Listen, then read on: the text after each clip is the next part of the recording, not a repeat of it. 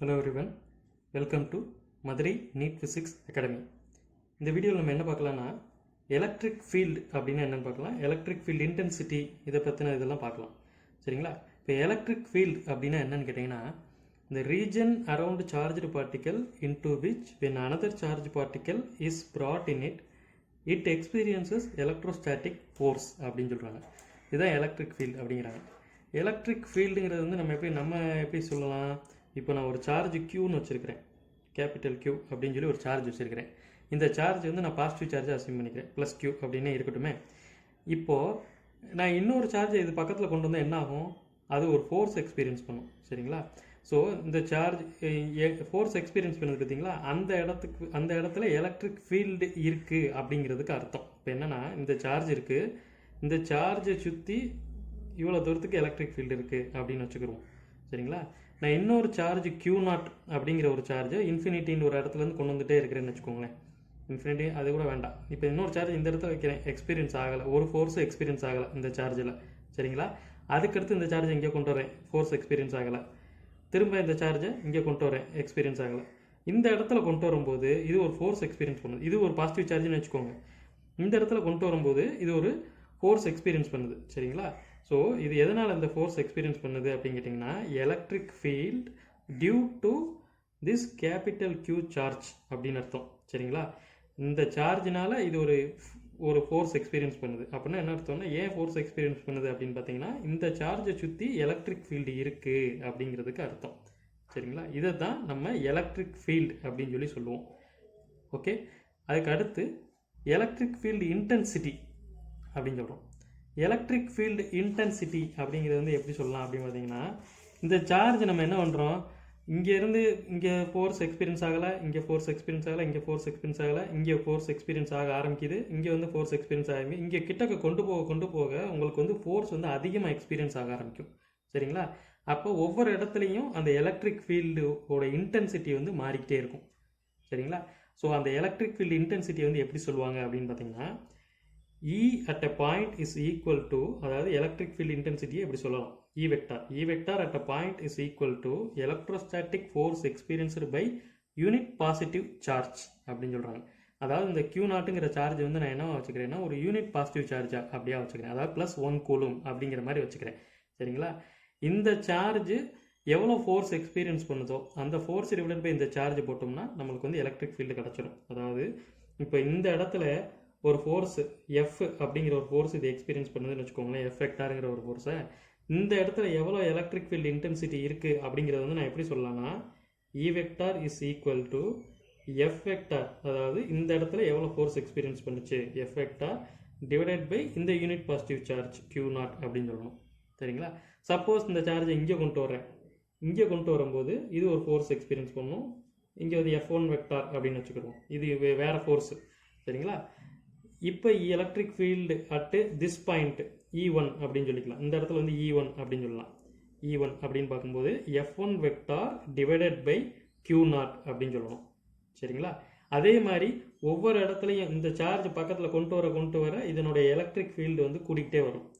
சரிங்களா? அதுதான் இது வந்து எலக்ட்ரிக் ஃபீல்டு இன்டென்சிட்டின்னு சொல்லுவாங்க. இதனோட இன்டென்சிட்டி இந்த சார்ஜ் பக்கத்தில் கொண்டு வர இதனோட இன்டென்சிட்டி வந்து அதிகமாகிட்டே வரும். சரி, இப்போது இது வந்து ஒரு வெக்டார் குவான்டிட்டி, இது வந்து ஒரு ஸ்கேலார் குவான்டிட்டி. இந்த ஃபோர்ஸுங்கிறது வந்து ஒரு வெக்டார் குவான்டிட்டி, இது வந்து ஒரு ஸ்கேலார். ஸோ நம்ம இதை வச்சுட்டு எலக்ட்ரிக் ஃபீல்டு இன்டென்சிட்டி ஈங்கிறது வெக்டாருங்கிறதையும் நம்ம வந்து என்ன சொல்லலாம், வெக்டார் குவான்டிட்டி அப்படின்னு சொல்லி சொல்லலாம். அதே மாதிரி இதனோட யூனிட் வந்து என்ன சொல்லலாம், ஃபோர்ஸு கீழே வந்து charge, so newton divided by coulomb அப்படின்னு சொல்லலாம். இது SI யூனிட். சரிங்களா? அதே மாதிரி இதனுடைய டைமென்ஷன் ஃபார்முலாவில் சொல்லணும்னா M1 L1 T⁻³ A1 அப்படின்னு வரும். இதை வந்து நீங்கள் கால்குலேட் பண்ணி பாருங்கள். ஓகேவா? இப்போது இந்த ஃபோர்ஸ் பார்த்தீங்கன்னா இது F, இது F1. சரிங்களா? இந்த எஃப்பை விட F1 வந்து அதிகமாக இருக்கும், எஃப்பை விட F1 வந்து அதிகமாக இருக்கும், அதாவது F1 வந்து எஃப்பை விட அதிகமாக இருக்கும். சரிங்களா? அதே மாதிரி E1 வந்து ஈயை விட அதிகமாக இருக்கும். அதே மாதிரி இதை இன்னும் கொஞ்சம் இந்த சைடு இன்னும் பக்கத்தில் கொண்டு போனோம்னா இது F2 அப்படின்னு வச்சுக்கிட்டோம்னா இந்த F2 வந்து என்னவாக இருக்கும், F1 விட அதிகமாக இருக்கும். அதே மாதிரி E2ங்கிறது வந்து E1 விட அதிகமாக இருக்கும். அதாவது என்னென்னா இந்த சார்ஜை பக்கத்தில் கொண்டு போக ஃபோர்ஸ் அதிகமாகிட்டே போகும். ஃபோர்ஸ் அதிகமாகிட்டே போகும்போது அதனுடைய ஃபோர்ஸ் அதிகமாகிட்டே போகும்போது அதனுடைய எலக்ட்ரிக் ஃபீல்டு வந்து கூடிக்கிட்டே போகும். சரிங்களா? அதே மாதிரி இந்த சார்ஜ் Q0ங்கிறது தான் டெஸ்ட் சார்ஜ் அப்படின்னு சொல்லி சொல்லுவோம். டெஸ்ட் சார்ஜ் இதை வந்து எடுத்துகிட்டு போகும்போது இது எவ்வளோ ஃபோர்ஸ் எக்ஸ்பீரியன்ஸ் பண்ணுதோ அதை வச்சு தான் எலக்ட்ரிக் ஃபீல்டுனா என்ன, எலக்ட்ரிக் ஃபீல்டு இன்டென்சிட்டினா என்ன அப்படின்னு சொல்லுவோம். சப்போஸ் இன்னொன்று உங்களுக்கு ஒரு கேள்வி வரலாம், இந்த சார்ஜை எடுத்து கொண்டு போகிறோமே, இந்த சார்ஜ் வந்து இந்த சார்ஜினால் ரிப்பல்சிவ் ஃபோர்ஸ் ஆகி இதுவும் இந்த பக்கம் போகாதா அப்படின்னு சொல்லி கேட்கலாம். நம்ம அதனால் என்ன பண்ணுறோன்னா, இந்த சார்ஜினுடைய மேக்னிடியூட் அதிகமாக வச்சுக்கிறோம், இந்த சார்ஜினுடைய அளவில் வந்து அதிகமாக வச்சுக்கிறோம். இது வந்து ஒரு யூனிட் பாசிட்டிவ் சார்ஜாக வச்சுக்கிறோம். அதாவது இது ஒரு 100 மடங்கு இருந்துச்சுன்னா இது 1 மடங்கு அப்படின்னு வச்சுக்கிறோம். 1 கூலும் இது வந்து 100 கூலும் பாசிட்டிவ் சார்ஜ், இது 1 கூலும் பாசிட்டிவ் சார்ஜ் அப்படிங்கிற மாதிரி கணக்கு வச்சுக்கிட்டு, அப்படிங்கிற மாதிரி ஒரு அசம்ஷன் வச்சுக்கிட்டு அதுக்கப்புறம் இந்த சார்ஜ் வந்து எடுத்துகிட்டு வரோம். இந்த டெஸ்ட் சார்ஜ் வந்து எவ்வளோ ஃபோர்ஸ் எக்ஸ்பீரியன்ஸ் பண்ணுதோ அதை பொறுத்து நம்ம வந்து மாற்றிக்கிறோம். அதை பொறுத்து நம்ம வந்து எலக்ட்ரிக் ஃபீல்டு வந்து கண்டுபிடிக்கிறோம். ஓகேவா? அடுத்து வந்து நம்ம properties of electric field intensity அப்படின்னு பார்ப்போம். இதில் வந்து எலக்ட்ரிக் ஃபோர்ஸ் அப்படிங்கிறது வந்து என்ன அப்படின்னு கேட்டிங்கன்னா, அந்த ஃபோர்ஸ் எக்ஸ்பீரியன்ஸ் ஆகுது பார்த்தீங்களா, அதை தான் வந்து நம்ம எலக்ட்ரிக் ஃபோர்ஸ் அப்படின்னு சொல்லுவோம். அந்த ஃபோர்ஸ் வந்து எப்படி சொல்லலாம், நம்ம E ஃபார்முலாலேருந்து கால்குலேட் பண்ணோம்னா அந்த force F vector is equal to Q E vector அப்படின்னு சொல்லி சொல்லலாம். சரிங்களா? சப்போஸ் இந்த ஃபோர்ஸ் பார்த்தீங்கன்னா, இப்போ ஒரு எலக்ட்ரிக் ஃபீல்டு இந்த டைரெக்ஷனில் இருக்குதுன்னு வச்சுக்கிறோம். அதாவது இது ஒரு பாசிட்டிவ் சார்ஜாக இருக்குது, இதனால் இந்த எலக்ட்ரிக் ஃபீல்டு வந்து இந்த டைரெக்ஷனில் இருக்குது அப்படின்னு வச்சுக்கிறோம். இப்போ இந்த சார்ஜ் வந்து ப்ளஸ் Q அப்படின்னு ஒரு சார்ஜை கொண்டு வந்தோம்னா இந்த ஃபோர்ஸ் வந்து எப்படி எக்ஸ்பீரியன்ஸ் ஆகும், இந்த சைடு தான் எக்ஸ்பீரியன்ஸ் ஆகும். ஏன்னா இது வந்து எலக்ட்ரிக் ஃபீல்டு வந்து இந்த டைரெக்ஷனில் இருக்குது. அங்கே வந்து இதுக்கு முன்னாடி ஒரு பெரிய பாசிட்டிவ் சார்ஜ் இருக்குது. இந்த சார்ஜை நம்ம இங்கே கொண்டு வரும்போது இந்த சார்ஜ் வந்து ஒரு ஃபோர்ஸு எஃப் வெக்டார்னு சொல்லிட்டு இந்த டைரெக்ஷனில் காமிக்கும். இந்த எஃபெக்டாரை கால்குலேட் பண்ணோம்னா இந்த சார்ஜ் இன்ட்டு அந்த சார்ஜ் இருக்கிற இடத்துல என்ன எலக்ட்ரிக் ஃபீல்டு இருக்கோ அதுதான் E வெக்டார் அப்படின்னு சொல்லுவோம். F vector is equal to QE vector. So இந்த இடத்துல என்ன ஃபோர்ஸ் இருக்குங்கிறத கூட அந்த இடத்துல என்ன எலக்ட்ரிக் ஃபீல்டு இருக்குங்கிறது தெரிஞ்சிருச்சுன்னா நம்ம வந்து அந்த இடத்துல என்ன ஃபோர்ஸ் இருக்குன்னு கூட கால்குலேட் பண்ணிக்கலாம். ஓகே, இப்போ அதே மாதிரி இந்த ப்ளஸ் Q சார்ஜ் இதே அளவுக்கு ஒரு சார்ஜ் மைனஸ் Q சார்ஜ் அப்படிங்கிறது வந்து நான் ஒரு இதுக்கு நேரம் இந்த இடத்துல வைக்கிறேன்னு வச்சுக்கோங்களேன். இந்த இடத்துல ஒரு மைனஸ் Q அப்படிங்கிற சார்ஜ் வந்து வைக்கிறேன்னா இது வந்து ஒரு ஃபோர்ஸ் எக்ஸ்பீரியன்ஸ் பண்ணும். அந்த ஃபோர்ஸ் எப்படி இருக்குன்னா இந்த டைரெக்ஷனில் இருக்கும். சரிங்களா? இந்த டைரெக்ஷனில் இருக்கும். இந்த ஃபோர்ஸோடைய வேல்யூ வந்து என்ன அப்படின்னு கேட்டிங்கன்னா F is equal to F vector is equal to minus QE அப்படின்னு சொல்லுவோம். இந்த டைரெக்ஷனில் இருக்கிறதுனால அப்படின்னு சொல்லலாம். சரிங்களா? எப்படி இருந்தாலும் ஃபோர்ஸோடைய டைரெக்ஷன் மட்டும்தான் மாறுதே தவிர்த்து மற்றபடி மேக்னிடியூட் வந்து ரெண்டுலேயுமே ஈக்குவல் அப்படின்னு சொல்லணும். சரிங்களா? அதே மாதிரி electric field intensity obeys superposition principle அப்படின்னு சொல்லுவோம். Electric field intensity obeys superposition principle அப்படிங்கிறதுனா என்ன, ஏற்கனவே நம்ம வந்து கூலும்ஸ் லால சூப்பர் பொசிஷன் பிரின்சிபல் அப்படிங்கிறது வந்து பார்த்துருக்கோம். அதாவது ஒன்றுக்கும் மேற்பட்ட இருக்கிற சார்ஜஸ் வந்து ஒரு சார்ஜில் வந்து எப்படி அதனுடைய தாக்கத்தை கண்டுபிடிக்கலாம் அப்படின்னு பார்த்தீங்கன்னா, ஒவ்வொரு சார்ஜையும் இண்டிவிஜுவலாக கன்சிடர் பண்ணி அந்த சார்ஜ் என்னென்ன ஃபோர்ஸ் எக்ஸ்பீரியன்ஸ் பண்ண வச்சுருக்கோம் அந்த டெஸ்ட் சார்ஜில் அப்படிங்கிற ஃபோர்ஸை எடுத்து அந்த ஃபோர்ஸோட வெக்டார் சம்மெல்லாம் ஆட் பண்ணோம்னா அதனுடைய நெட்டு ஃபோர்ஸ் அந்த சார்ஜில் என்ன அப்படிங்கிறத வந்து பார்த்துருப்போம். அதாவது என்னென்னா, இங்கே ஒரு சார்ஜ் இருக்கும், இங்கே ஒரு சார்ஜ், இங்கே ஒரு சார்ஜ், இங்கே ஒரு சார்ஜ் இருக்கும். இந்த சார்ஜினால் இது ஒரு ஃபோர்ஸ் இப்படி எக்ஸ்பீரியன்ஸ் பண்ணும். அதாவது இது எல்லாமே பாசிட்டிவ் சார்ஜ்னு வச்சுக்கிறோம். இந்த சார்ஜினால் இது ஒரு ஃபோர்ஸ் இப்படி எக்ஸ்பீரியன்ஸ் பண்ணும். இந்த சார்ஜினால் ஒரு ஃபோர்ஸு இப்படி எக்ஸ்பீரியன்ஸ் பண்ணும். இந்த எல்லா ஃபோர்ஸையும் F1, F2, F3 இதை வந்து வெக்டாரிக்கலாக ஆட் பண்ணோம்னா அதான் சூப்பர் பொசிஷன் பிரின்சிபல் அப்படின்னு சொல்லுவோம். இது வந்து கூலும்ஸ் லால. இப்போ அதே மாதிரி தான் ஒரு சார்ஜ் டெஸ்ட் சார்ஜ் Q அப்படின்னு சொல்லி இங்கே வச்சுருக்கிறோம்.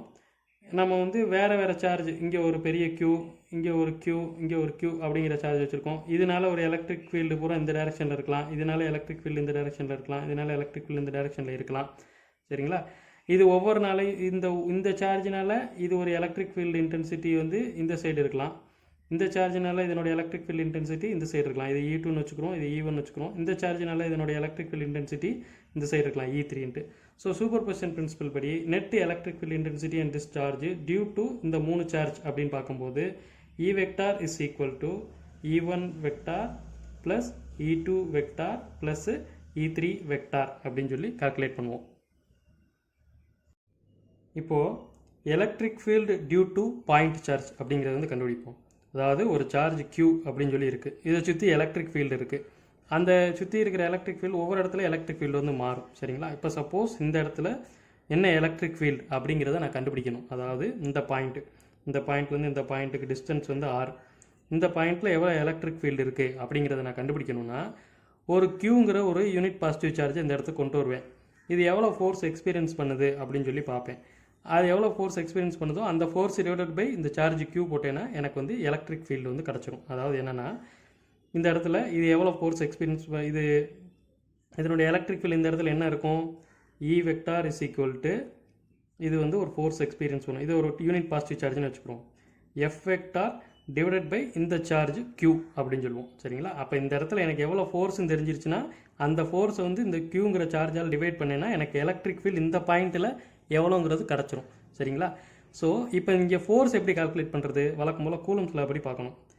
F vector is equal to இது ஒரு சார்ஜ், இது ஒரு சார்ஜ், ரெண்டுமே பாசிட்டிவ் சார்ஜ், இது யூனிட் பாசிட்டிவ் சார்ஜ். ஸோ இது வந்து நம்ம எப்படி சொல்லலாம்? K Q by R square அப்படின்னு சொல்லலாம். K இந்த Q பை இதனுடைய டிஸ்டன்ஸ் வந்து ஆறுங்கிறதுனால ஆர் ஸ்கொயர் அப்படின்னு சொல்லி சொல்லலாம். சரியா? ஸோ இதில் வந்து இதை வந்து நான் இங்கே சப்ஸ்டியூட் பண்ணி கண்டுபிடிக்க போகிறேன். இப்போது இந்த எஃப்பை வந்து இதில் கொண்டு போய் சப்ஸ்டியூட் பண்ணுறேன். பண்ணும்போது E vector is equal to K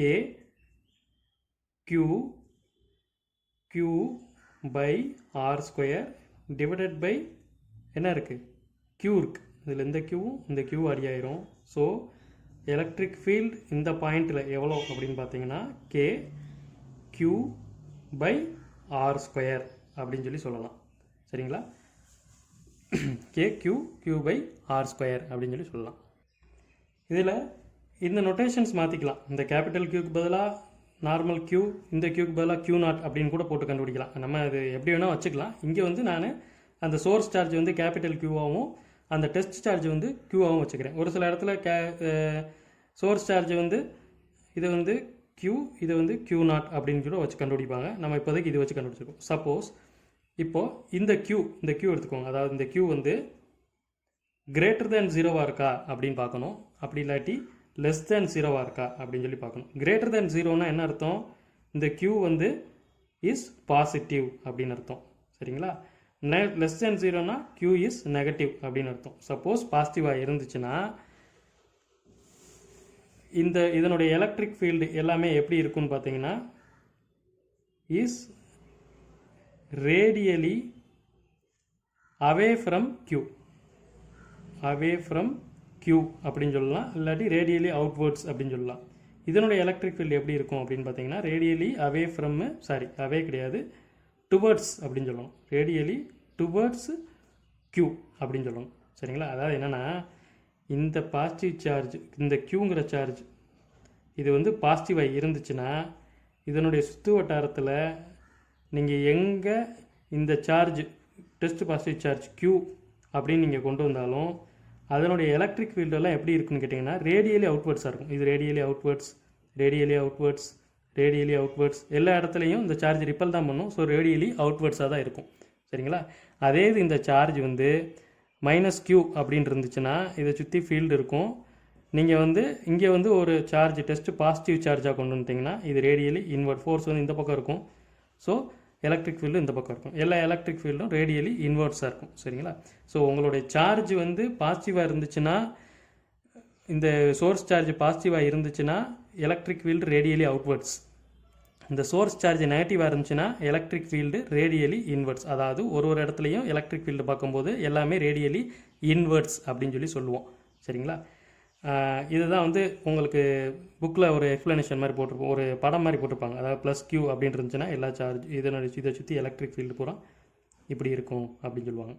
அதாவது என்னென்னா ஒரு யூனிட் பாசிட்டிவ் சார்ஜை இந்த ஃபீல்டுக்குள்ளே கொண்டு வந்தால் அது எவ்வளோ ஃபோர்ஸ் எக்ஸ்பீரியன்ஸ் பண்ணுதோ அந்த ஃபோர்ஸ் டிவைடட் பை அந்த சார்ஜ் தான் அந்த இடத்துல இருக்கக்கூடிய எலக்ட்ரிக் ஃபீல்டு. அதேமாதிரி ஒரு நெகட்டிவ் சார்ஜாக இருந்துச்சுன்னா இதனுடைய எலக்ட்ரிக் ஃபீல்ட்ஸ்லாம் ரேடியலி இன்வெர்ட்ஸ் அப்படிங்கிற மாதிரி உங்களுக்கு படம் வந்து போட்டிருப்பாங்க. ஓகேவா?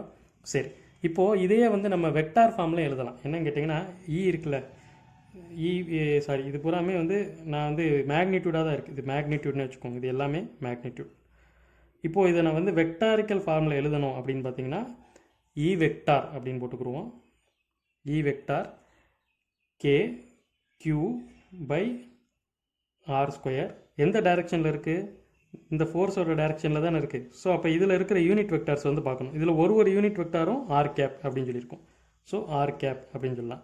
ஸோ இதை வந்து நம்ம இன்னும் தெளிவாக எழுதணும்னா E vector is equal to K Q R கேப்புங்கிறத நான் வந்து எப்படி எழுதுவோம்?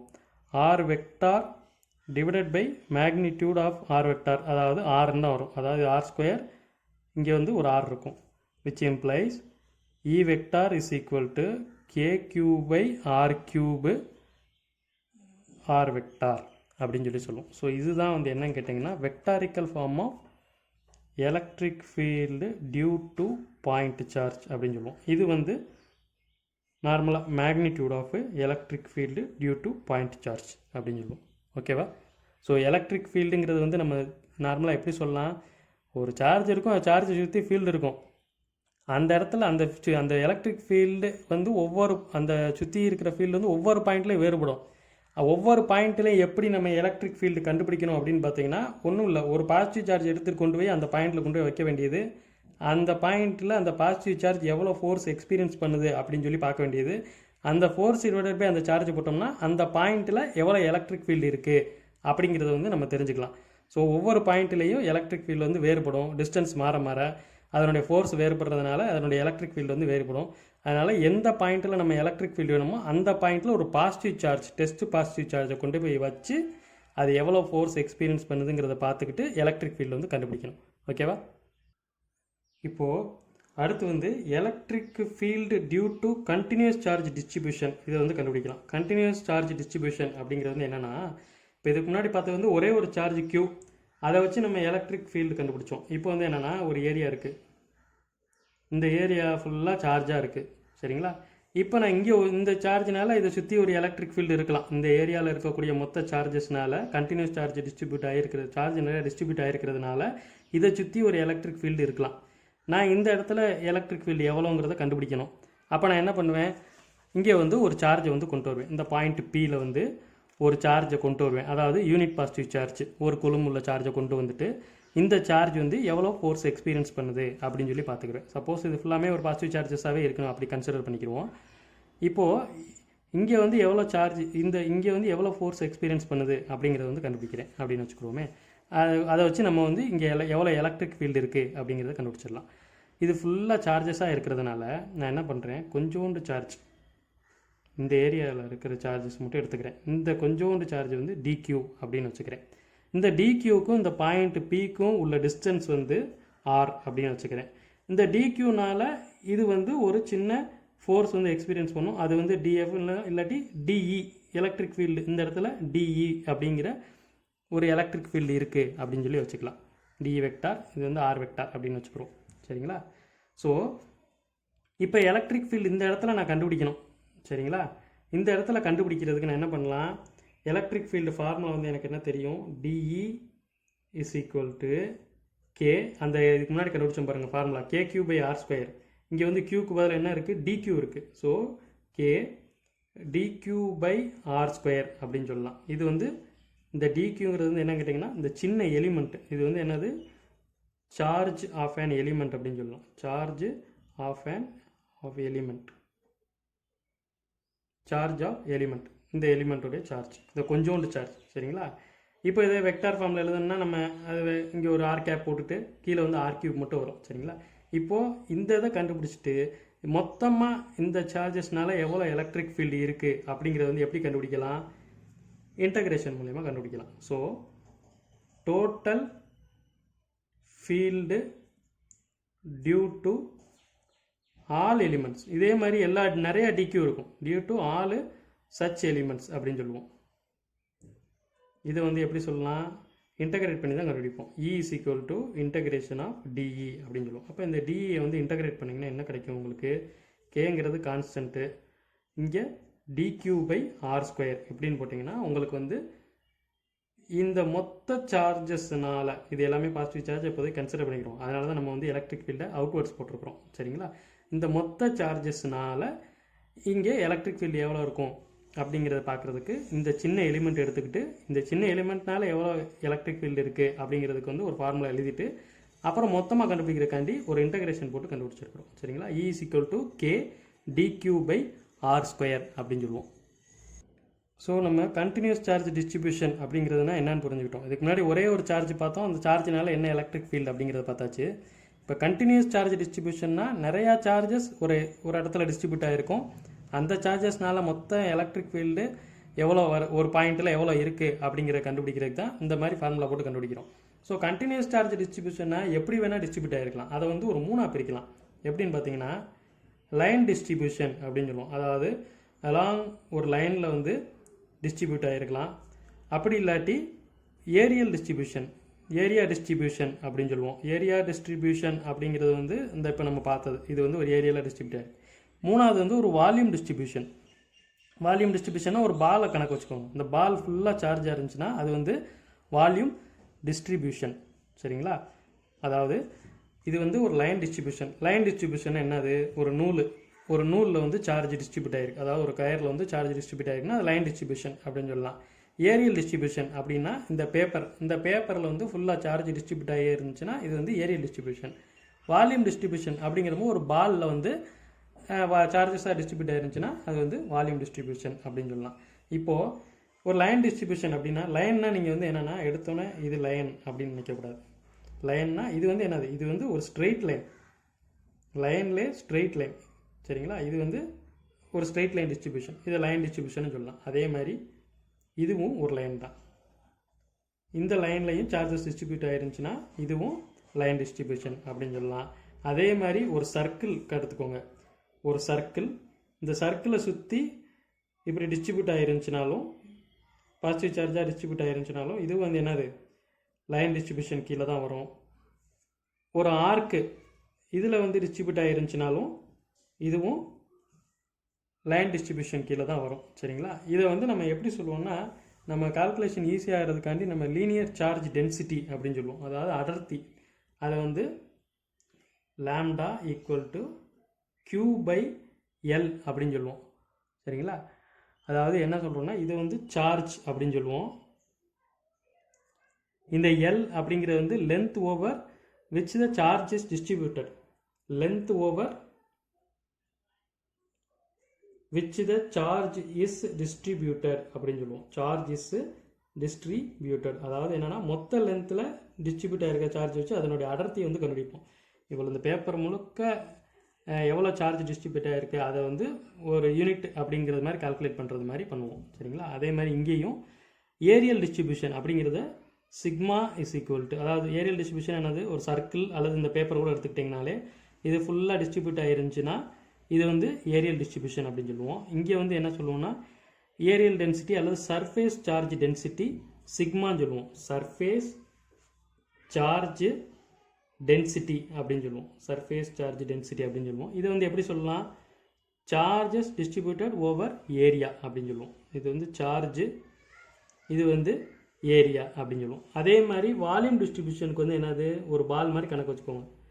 ஒரு பால் ஃபுல்லாக சார்ஜஸாக இருக்குது. சரிங்களா? இதை வந்து நம்ம என்ன சொல்லுவோம்னா வால்யூம் சார்ஜ் டென்சிட்டி ρ = Q/வால்யூம் அப்படின்னு சொல்லுவோம். அதாவது சார்ஜ் டிவைடட் பை வால்யூம். அதாவது அது அடர்த்தியை கண்டுபிடிக்கிறதுக்கு நம்ம வந்து இந்த மாதிரி கண்டுபிடிப்போம். Volume charge density. சரிங்களா? அதாவது இது வரைக்கும் ஒரு சார்ஜ் வச்சு கண்டுபிடிச்சோம். ஒரு சார்ஜ் வச்சு கண்டுபிடிச்ச பிறகு நிறைய சார்ஜ் டிஸ்ட்ரிபியூஷனை வச்சு எலக்ட்ரிக் ஃபீல்டு கண்டுபிடிச்சோம். அது வந்து எப்படியெல்லாம் வேறுபடலாம் அப்படின்னு பார்த்தீங்கன்னா லைனாக டிஸ்ட்ரிபியூட் ஆகிருக்கலாம். அதுக்கு வந்து அந்த லைன் சார்ஜ் டென்சிட்டி வந்து தேவை லாம்டா. ஏரியலாக டிஸ்ட்ரிபியூட் ஆகிருக்கலாம். அதுக்கு ஏரியலாக டிஸ்ட்ரிபியூட் ஆனதுக்கு சர்ஃபேஸ் சார்ஜ் டென்சிட்டி சிக்மா தேவைப்படுது Q/A. அதே மாதிரி வால்யூமெட்ரிக்காக டிஸ்ட்ரிபியூட் ஆகிருக்கலாம். வால்யூமெட்ரிக்காக டிஸ்ட்ரிபியூட் ஆகிருக்கும்போது அதனுடைய வால்யூம் சார்ஜ் டென்சிட்டி ρ தேவைப்படுது. ρ = Q/V அப்படின்னு சொல்லுவோம். சரிங்களா? இந்த மாதிரி இதனுடைய சார்ஜ் டென்சிட்டிஸ் வந்து முன்னாடியே நம்ம தெரிஞ்சு வச்சுக்கணும். ஏன்னா பின்னாடி நம்ம வந்து ப்ராப்ளம் யூஸ் பண்ணுவோம். நெக்ஸ்ட் செஷனில் இதை வச்சு நிறையா ப்ராப்ளம்ஸ் பண்ணுவோம். அதாவது மெயினாக இதை வச்சே நிறையா ப்ராப்ளம்ஸ் வரும். ஓகேவா? அதனால் இதை வந்து புரியலைன்னா திரும்ப இந்த வீடியோ ஒரு ஃபுல்லாக பாருங்கள். பார்த்துட்டு உங்கள் தனியாக நோட்ஸ் எழுதி வச்சுக்கோங்க. புரிஞ்சுக்கோங்க. சார்ஜுனா என்ன, எலக்ட்ரிக் ஃபீல்டுனா என்ன, எலக்ட்ரிக் ஃபீல்டு இன்டென்சிட்டினா என்ன, எலக்ட்ரிக் ஃபோர்ஸ்னா என்ன அப்படின்னு சொல்லி இப்போயே நீங்கள் வந்து இந்த டேர்ம்ஸ் எல்லாம் கிளியர் பண்ணி வச்சுக்கிட்டிங்கன்னா ப்ராப்ளம் அட்டன் பண்ணும்போது கொஞ்சம் ஈஸியாக இருக்கும். Okay, thank you.